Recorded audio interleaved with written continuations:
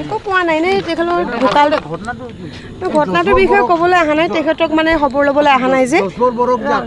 ৰ'ব এইটো কি কয় তাৰমানে অহা নাই যে সেইকাৰণে মানে অলপমান খবৰ ল'ব আহিব মৃতকৰ ঘৰত মাকজনী অকলে আছে বা সৰু বাচ্ছাকেইটা যে আছিলে সেইকাৰণে খবৰ ল'বলৈ আহিছিল কিবা থাকিলে সেইখিনি ডিটেইলছটো এছ পি ছাৰে ক'ব পাৰিব ভালকৈ কাৰণ মই আজি থানাত এতিয়া যোৱা নাছিলোঁতো গতিকে মই সেই বিষয়ে ক'ব নোৱাৰিম বাকী নহয় গোটেইখিনি ডিটেইলছটো এছ পি ছাৰে ক'ব পাৰিব কাৰণ এতিয়া কি বিষয়ে ডিটেইল মানে এৰেষ্ট কৰা বুলি ক'লে বা সেইটো গোটেই নজনাকৈ মই এইমাত্ৰত ক'ব নোৱাৰিম এতিয়া জাষ্ট বেচিকেলি মই তেওঁলোকৰ এটা খবৰ ল'বলৈহে আহিছিলোঁ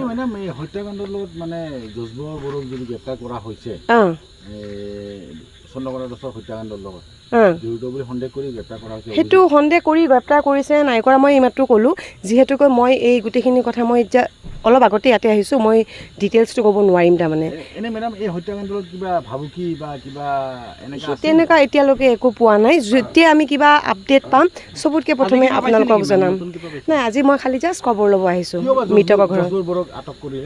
এইমাত্ৰ মই আপোনাক ক'লোঁ নহয় মই যেতিয়ালৈকে ডিটেইলছটো নাজানিম মই এইমাত্ৰ ক'ব নোৱাৰিম জজবক হা আপুনি কৈছে মই শুনিলোঁ বাৰু কিন্তু বাকী ডিটেইলছটো মানে ডিটেইলছটো ছাৰক এটা ফোনে কৰি লওক নহ'লে বাকী ডিটেইলছটো ছাৰে আপোনালোকক জনাই দিব মই কোনে সুধি আছে প্ৰশ্নটো দেখা অঁ মানে অন্য মোৰ আছে নাই এতিয়া ইনভেষ্টিগেশ্যনটো চলি আছে ন যেতিয়ালৈ ইনভেষ্টিগেশ্যন চলি আছে এই মুহূৰ্তত একো ক'ব পৰা মানে পৰ্যায়ত পোৱা নাই যদি আমি কিবা নিশ্চয় কিবা আপডেট যদি পাওঁ বেলেগ ধৰণৰ চিয়'ৰ আপোনালোকৰ লগত আমি শ্বেয়াৰ কৰিম চিয়'ৰ চিয়'ৰ চিয়'ৰ চিয়'ৰ হয় হয়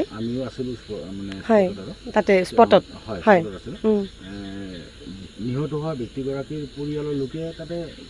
মন্তব্য আগবঢ়াইছে মানে এইমাত্ৰ মই কৈছোঁ আপোনাক মই একো নজনাকৈ আপোনাক কি মন্তব্য কৈছে বা মই সেইটো ডিটেইলত দেখা নাই গতিকে মই বাৰ বাৰ কৈ আছোঁ যেতিয়ালৈকে মই নিজে একো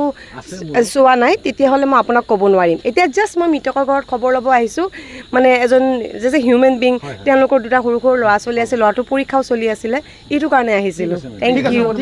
ইউ